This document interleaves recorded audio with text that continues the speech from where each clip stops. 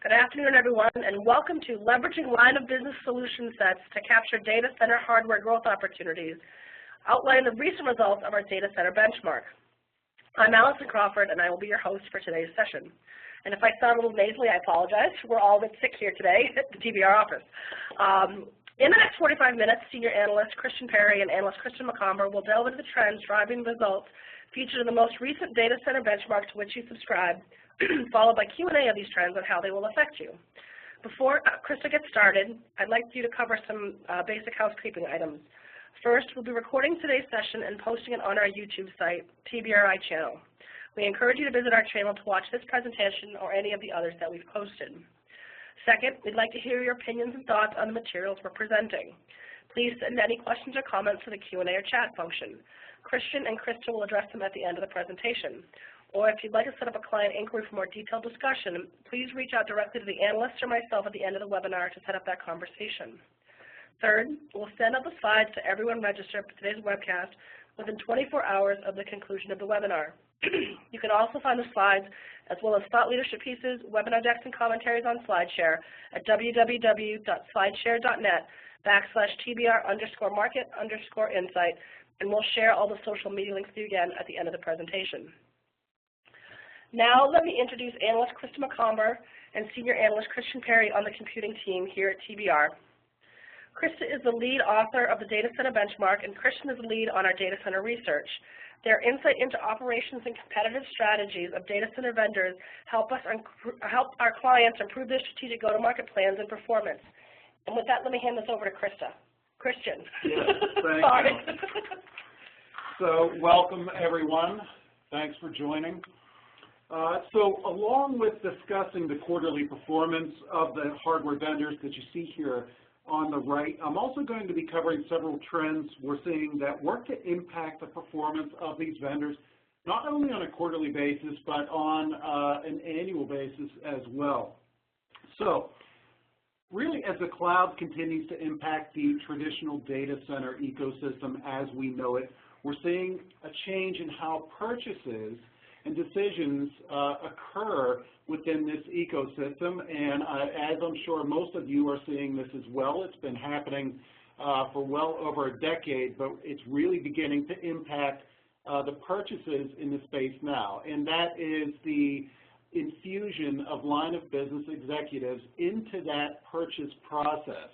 And it's having an impact all the way from the actual purchase itself down into the go-to-market efforts of vendors in the space, and even product design, because we are seeing products that are being developed for very specific, workload-specific reasons and requirements within the data center to help customers target very targeted, if you will, requirements around the workloads that they need to fulfill. So as we look at the delivery models in today's data centers, we're seeing that impact of cloud. So the as-a-service model that is helping customers get a better grasp on big data growth, it's really also helping them realize the value of IT when it comes to business outcomes. These could be things like faster time to market, lower costs for manufacturing, outpacing the competition, or what have you. So that means that line of business executives are getting more involved in what IT means to their particular businesses, and they're getting involved in the purchase process along the way. So as these new outcomes-focused buyers enter the IT purchase conversation, we're really seeing hardware OEMs sort of rolling out solution sets targeted to LOB users increasingly. We still have a large IT gathering or tangent in the data center that naturally is concerned with speeds and feeds, concerned with performance, but those are the table stakes. But for these LOB buyers and this new LOB group that's within the whole purchase process, we see the vendors sort of aligning messaging around things like business agility, around things like business insights, that these solutions can enable, or at least these solutions can improve if they're already happening in those environments. So again, the focus is increasingly on better business outcomes and how customers can arrive at those outcomes through their IT. That means we're seeing things like, for example, converged infrastructure for Hadoop, converged infrastructure for HANA. We're seeing vendors working with customers to help them achieve faster time to value, whether through business continuity or things like better management, more clear upgrade paths. So keep in mind that things like big data are really changing the way customers think. So now workloads for data analytics are becoming business critical workloads. So in turn, this really requires a new way or even a better way of thinking about IT architecture. It also requires a new way of thinking about the customers and how they behave. It's a whole new conversation today because, again, while speeds and feeds are still important, those are really the table stakes. Customers expect that hardware is going to deliver high levels of performance, high levels of reliability, and so on. What they're not so convinced of is the benefit to their business from that hardware, and they have to make every dollar count. And that's what hardware vendors really need to hone today. It's that conversation. So I've been talking about this sort of new style of IT, or just simply put, the new IT.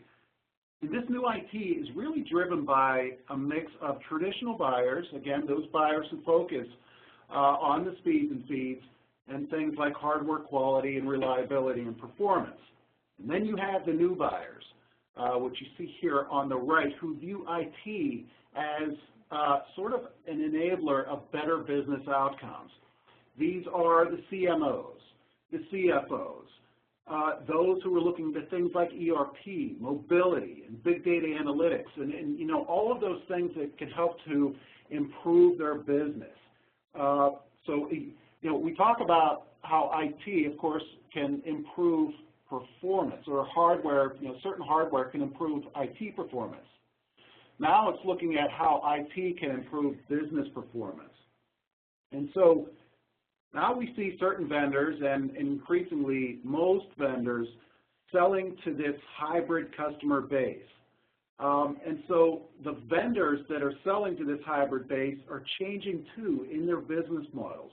Vendors can no longer simply rest on their laurels or their history of innovation to survive in this market that has these two different types of buyers. They really need proof points.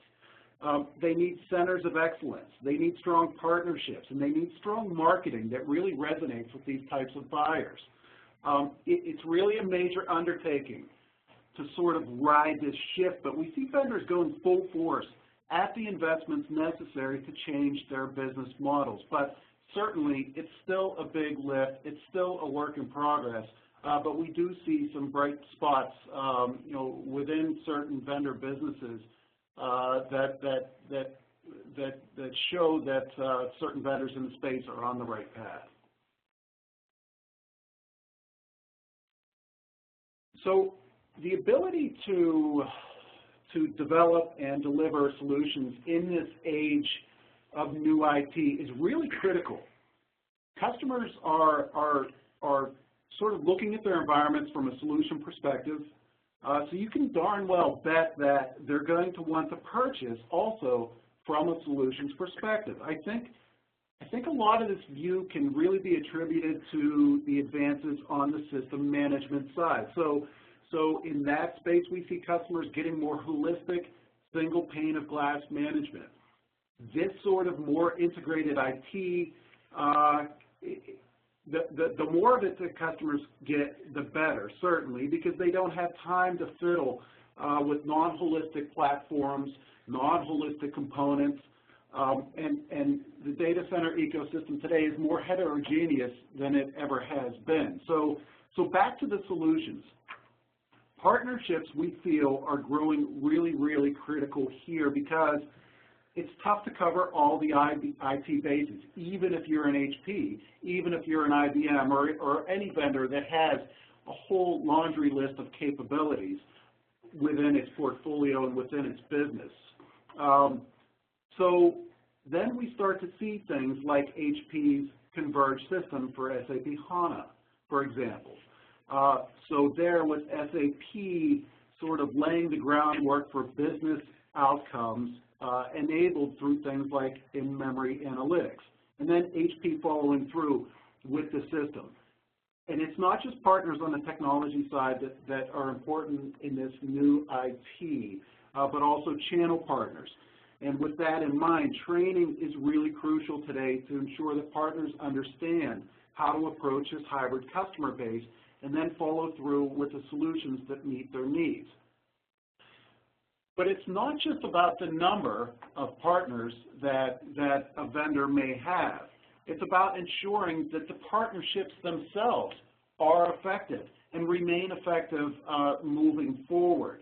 So for existing partnerships, for example, we're seeing vendors working to increase that effectiveness, and that's really, really critical today because there's a resource there already through that partnership, and we do see oftentimes plenty of room to sort of expand the opportunities around these partnerships. And so we're starting to see that.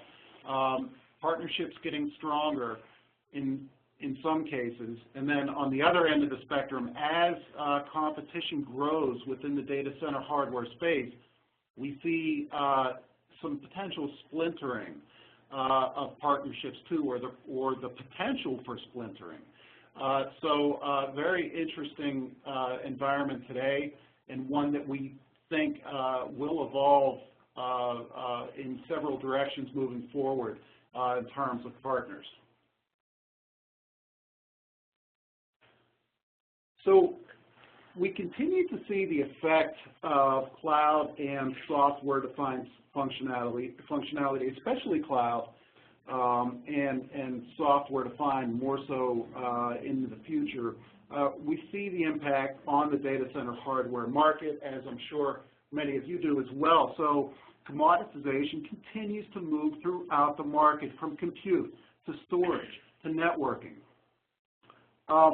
So even while customers are certainly moving in a fashion that supports commoditization, we still see opportunities by workload to sell higher-end equipment and technologies. For example, we see that in flash on the storage side. We see that in converged infrastructure. So plenty of things working to impact the hardware market in general. And I see a question here about data center as a service. Certainly, that's springing up pretty quickly, and we see this with IBM because of things like cloud, and as customers become more comfortable with as-a-service type capabilities on the public cloud side, they increasingly want those on premises as well.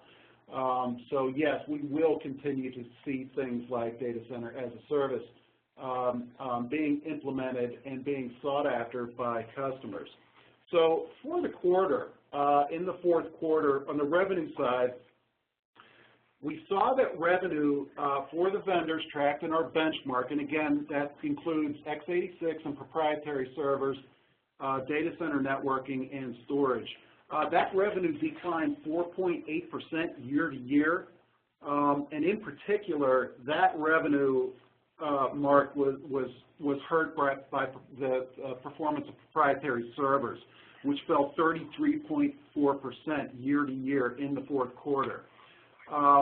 In that space, in particular, proprietary servers, we continue to see customers migrating workloads off of Unix platforms and onto industry standard alternatives, which of course is x86.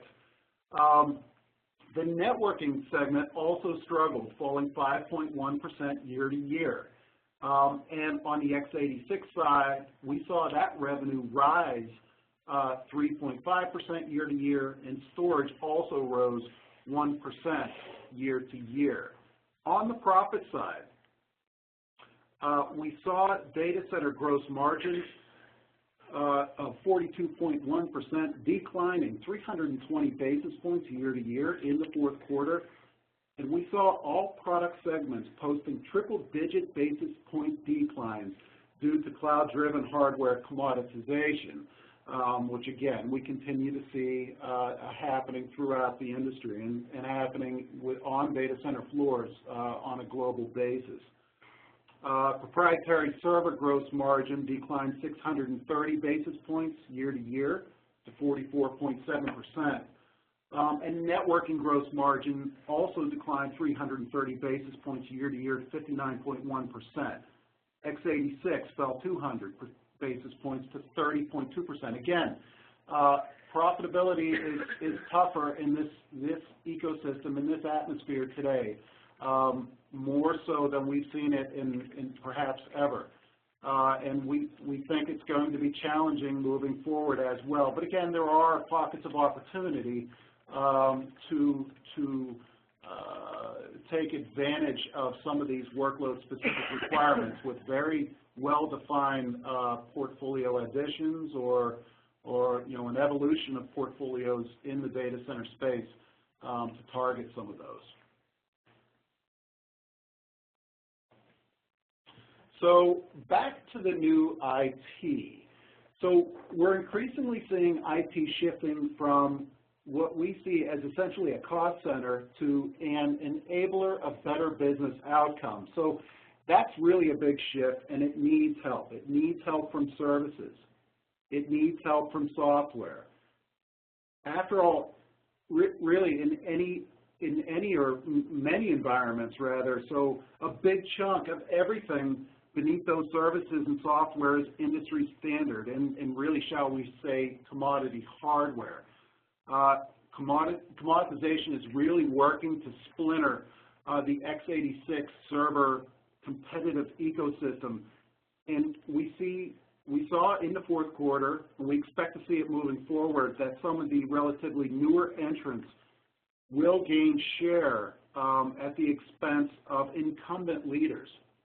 We saw that in 2013 in the x86 space, and we expect to see that this year moving forward also. So, for example, Cisco grew units shipped by double digits in the fourth quarter. Lenovo had double-digit unit growth, and Huawei had triple-digit revenue growth. In the case of HP and Dell, we saw unit shipment declines for each of those businesses. So big changes coming up, and those are coming up on the Lenovo side. When that acquisition goes through later this year, we assume it will, and we're looking at a potential late summer finalization for that acquisition. So when it happens, Lenovo is, instantly has that tier 1 server status. Lenovo wants to be a server leader. It will be one of the server leaders when this acquisition goes through. It will continue to sell its ThinkServer line as a separate server line. So it will be targeting both SMB and mid-market and enterprise. With this server portfolio, it's getting a lot of pieces over from IBM. So now it has the x86 rack play, it has the blade play, has converged infrastructure, and it has hyperscale through NextScale and iDataPlex. So yes, it will be a period of transition for Lenovo, but it will have IBM providing support for at least 5 years, break-fix support, and it's getting that entire team. So sales and marketing and engineering.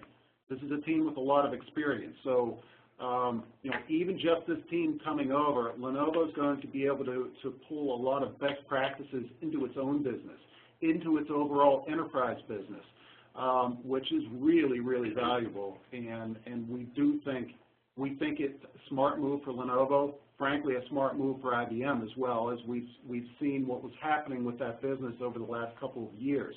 So now we have a business that really wasn't getting the attention potentially that it could have or should have gotten from IBM as one of its lower margin businesses, Now when it goes to Lenovo, it's going to be Lenovo's highest margin business. So you can be darn well sure that Lenovo is going to pay it plenty of attention and give it plenty of respect. So in the fourth quarter, a couple of things I'll point to here. So we saw that Dell's year-to-year revenue improved from a 5.3 decline in the third quarter to a 3.4% decline in the fourth quarter. So we do see Dell positioning PowerEdge, its PowerEdge portfolio, into some other areas. So it's expanding its opportunities, for example, into mission-critical workloads. But again, we're seeing competition on the Tier 2 side from vendors such as Lenovo, creating sort of barriers on the SMB side, and also even up into the mid-market, especially in China. Oracle, very interesting here, interesting quarter. Oracle posted a 3.2% year-to-year revenue decline. That's following 8 consecutive quarters of double-digit losses. So we do think that that performance in the fourth quarter is really beginning to, or it reflects that what we see as Oracle beginning to leverage its traction around database and analytics in terms of that connection to its hardware. So, Oracle's engineered systems definitely gaining traction. We think it's doing the right things, especially from a go-to-market standpoint and a partnership standpoint as well. There was a partnership with Accenture late last year that we think is beginning to help Oracle in its efforts. So we think that the growth is going, or the improvement, anyways, is going to continue for the near term. So I did talk about Lenovo. Let me touch on Huawei. We see Huawei here as an outlier, as we've seen them for well over the past year on the x86 server side and on the storage side as well. Granted, it's working from a relatively small base, but that base, if you compare this to the previous 4 quarters, you'll see that base growing every single quarter. So that base that you see, that revenue, that volume of revenue is quite a bit larger than what we saw from a year ago. So, and I'll talk about this later, Huawei isn't even happy with this level of growth. It wants far more. So we do see Huawei working to innovate around things like its Fusion Cube converged systems, and it's also expanding direct and indirect sales in targeted markets. So we think that that will continue, and Huawei will continue to grow at the pace, or relatively near the pace that it has been. So on the proprietary server side, really surviving as a proprietary server vendor in this sort of increasingly commoditized server world is a tough proposition. But for the time being, vendors are finding a way to do it. One way that they're doing it is opening up the platforms. At least one of them is. So IBM, with its Open Power Foundation, it's opening up that platform, and we see that as really an interesting happening here. We saw Google joining the Open Power Foundation. So if the foundation gains a lot of traction moving forward, there's potential here for Power to compete for a lot of data center workloads that x86 currently is handling, if the price points come down on those chips over time. Certainly IBM has the reputation with Power for performance, for reliability, and we would assume that customers would be highly interested in these chips for, if the price point is right, to even replace potential x86 hardware. But there's a lot of ifs there. but it bears watching this foundation moving forward. Essentially, what IBM is doing here is finding a way to keep power relevant in this new age of IT. It's about longevity in a tough market. So if IBM's power is successful if the platform is successful moving forward, which we see IBM doing the right things here, we think that there's a good opportunity for IBM to keep power in the mix, within the rest of this, dominant x86 market, because it also has now the IBM Cloud Marketplace, which, it has the full cloud story. It has, it still has hardware for that hardware that's necessary for mission-critical workloads, and of course it has Z as well. So Bull, even Bull is doing that with its mainframes. It calls itself an architect of an open world, and it's creating solutions that really, we see them ensuring interoperability with current and future systems. So again, another example of how vendors in this space are finding ways to stay relevant. So on the proprietary side, we saw that average year-to-year revenue declines deepened from 27.7% year-to-year in the third quarter to 33.4% in the fourth quarter.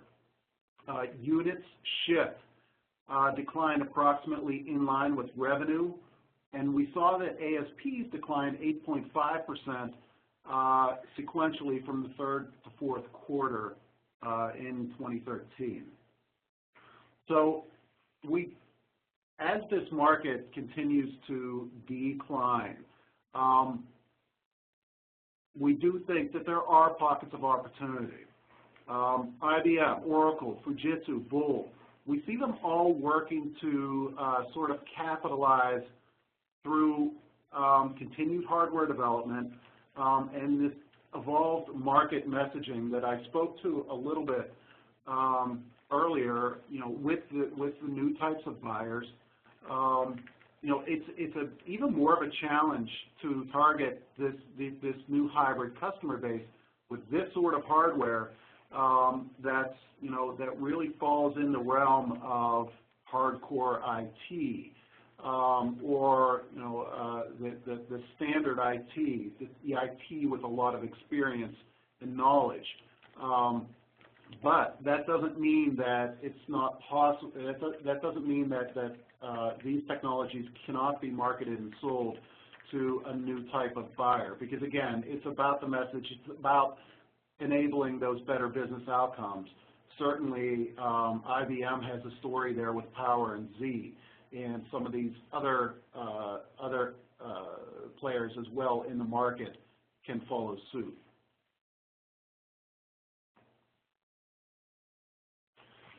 So on the storage side, I talked about some of the influence of cloud. It's a big influence from cloud that we're seeing across the hardware market. And we're seeing that increasingly on the storage side. It's becoming a tougher market than ever. But we are seeing certain vendors working to leverage some of this cloud influence to provide customers with the best of both worlds, so on-premises and cloud, or even cloud on-premises through private cloud. So we do think that as software-defined storage continues to mature, we're seeing some interesting things around competition in the marketplace. So, for example, EMC. We're seeing EMC continuing to innovate around platforms such as Storage Resource Management Suite and Viper. But we do see VMware's introduction of vSAN and VMware's R&D collaboration with EMC as really an indication that EMC needs to be closer to VMware to better survive or better perform, at least for the short term, in this market and then survive in the long term. Again, we're not at the point of a software-defined data center yet, and I don't think that we're going to be. I don't know if we'll ever be in an age where there's a fully software-defined data center. But we are moving in that direction, and certainly there are opportunities for customers to bring more of these technologies into their environment. As they do that, of course, hardware vendors are going to need to evolve their portfolios and continue with technology innovations to help customers move to this new style. We also see partnerships becoming more important, especially as some of these changes come into the data center. So NetApp, for example, we see NetApp partnering with AWS to deliver the NetApp private storage for AWS hybrid cloud solution. We see EMC working to build out its hybrid cloud capabilities, again, by working with VMware for the vCloud hybrid service cloud, or the hybrid service solution. EMC is also working with service partner providers, or service providers, such as Verizon, Terramark, but again, it's going through VMware to take advantage, or to not take advantage, but to leverage that large base of managed service provider partners to maximize those hybrid cloud opportunities. So a lot of dynamics happening here, and we see those as being necessary to make sure that customers don't completely move over to public cloud. Of course, that's only possible within certain industries, certain customer sizes, but it can certainly happen. So storage hardware vendors need to preserve their customer base, and maybe even in the meantime bring over new customers to on-premises hardware within their portfolios. So on the performance side, in the fourth quarter, we saw that overall storage revenue improved from a 3.4% year-to-year loss in the third quarter to a 1% gain in the fourth quarter. So again, we saw HP and EMC as well continue to monetize on some of the investments that they have in this space, including in flash, including in converged storage. We think that HP is doing a good job there to bring all the pieces together. It has a lot of pieces, but making sense of those to the customer is a challenge. HP is doing a good job with its converged storage. And it's really about helping customers understand how to best address their workload requirements. But there's always that business outcome scenario that customers are increasingly recognizing. So there's a lot of pieces to tie together here. Some vendors are doing a better job than others. Again, you'll see Huawei as the outlier way off here to the right. We do know that Huawei is set to expand pretty aggressively over the next 3 years in the data center. So we did see that Huawei's CEO stated, quote, disappointment in Huawei's reported 33% year-to-year enterprise revenue growth during 2013. So even tremendous growth isn't good enough for Huawei. So this base continues to grow as well, not quite as much as on the x86 side. But Huawei is doing a lot of things to grow that data center portfolio, to grow its enterprise presence. And we do think that it's going to be very, very interesting in China across all of these segments outside of proprietary servers as Huawei continues to grow that business and as Lenovo certainly gets all of those pieces added to its portfolio later this year. So on the networking side, one thing that we're really starting to notice is security becoming more of a growth driver for OEMs. And we saw that last year, and we expect to see it this year as well. Why is that? Of course, all of these high-profile breaches, such as the one that happened at Target, are increasing the attention of not only end-user customers, but of enterprise clients as well. It's a necessity to have a secure network more than ever. So in turn, we're starting to see vendors increase their investments to expand their security capabilities and really set the stage for expansion in the marketplace. So we saw that Cisco acquired SourceFire last July to help expand its sort of end-to-end security across the network. Juniper also investing to enhance as what we see as its underperforming security business in the areas of cloud and mobility. HP as well.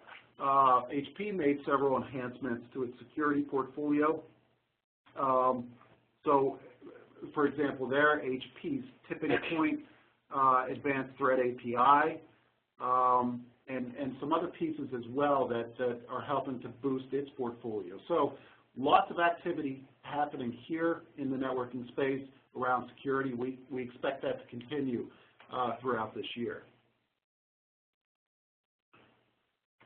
So in the fourth quarter, we saw that networking revenue deteriorated to a 5.1% year-to-year loss in the fourth quarter. That's compared to a 3.5 or a 2.5% gain in the third quarter. So in particular, Brocade in the fourth quarter, we saw that its performance was impacted by heavy seasonal reliance on U.S. federal demand for sales growth. So a few dynamics happening there. We do think that Brocade's focus on growing its data center business will help to stabilize its revenue in 2014. So things like investing in VCS and VDX switches will help Brocade there. NEC is interesting. We think that NEC is one of those early leaders, at least in terms of innovation around SDN, especially through OpenFlow and programmable flow, that the Unified Network Coordinator that was launched just in March. But there is a lot of competition. And as NEC works to expand its business on a global basis, it's going to run up against a number of vendors, not only in the networking space, but especially within the SDN space. So there's plenty of room for expansion in SDN as customers begin to more often adopt SDN. We think that we're still in the very, very early stages of it. But as that expansion happens, I think we may begin to see some consolidation, especially, and I'm not talking about NEC, I'm talking about some of the smaller SDN players. But then it depends on who has the cash to go out and get them. And once they're snapped up, then what's left in the market, as we see with any other emerging technology. So it should be interesting to watch. NEC does have some strong technology behind it. So that bears watching there. So that sums up our fourth quarter benchmark, the highlights from that benchmark.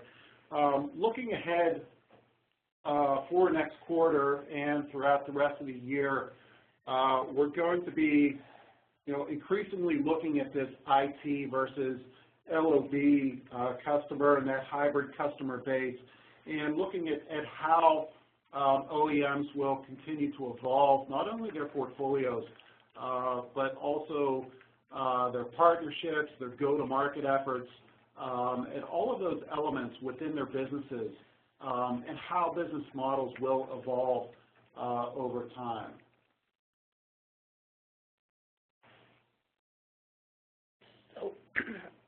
So with that, I'd like to wrap it up, and we've got a few questions coming through the audience. And so if you have a question, please do send it through now. The first question we have is about Unisys, actually, Christian. Why is Unisys outpacing other x86 competitors on gross margin?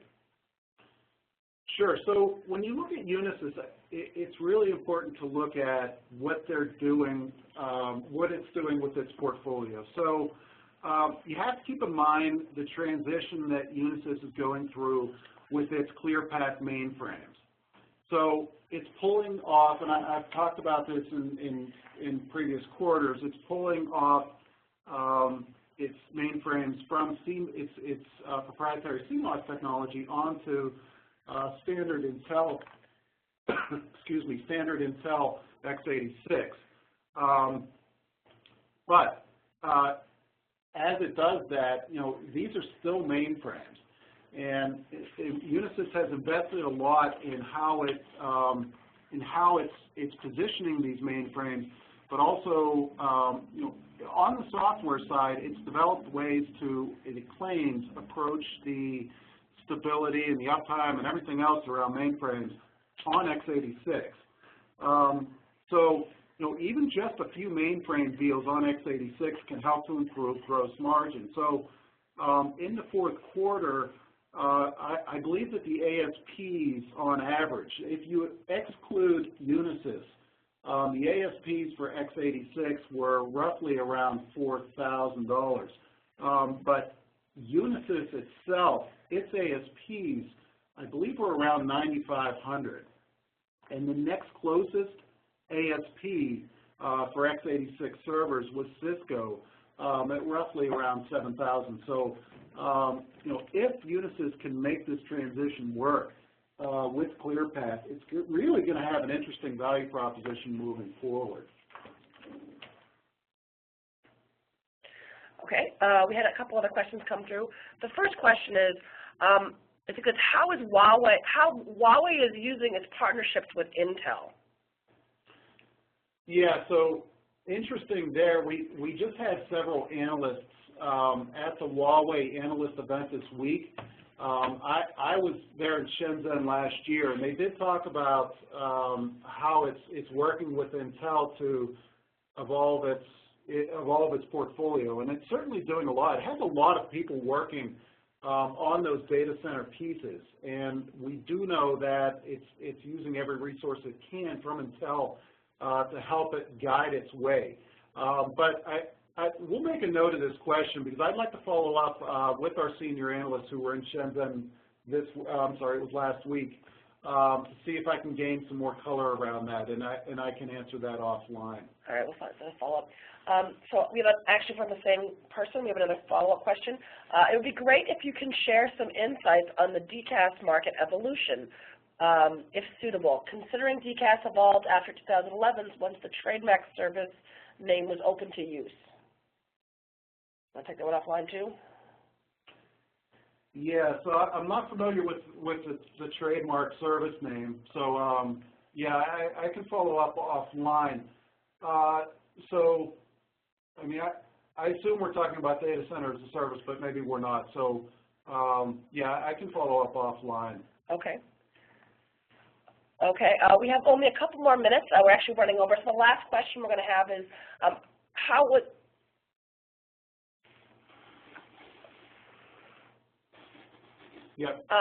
ODM Quantix Center's performance?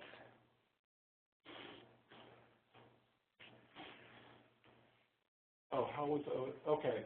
Yeah, so we don't track ODMs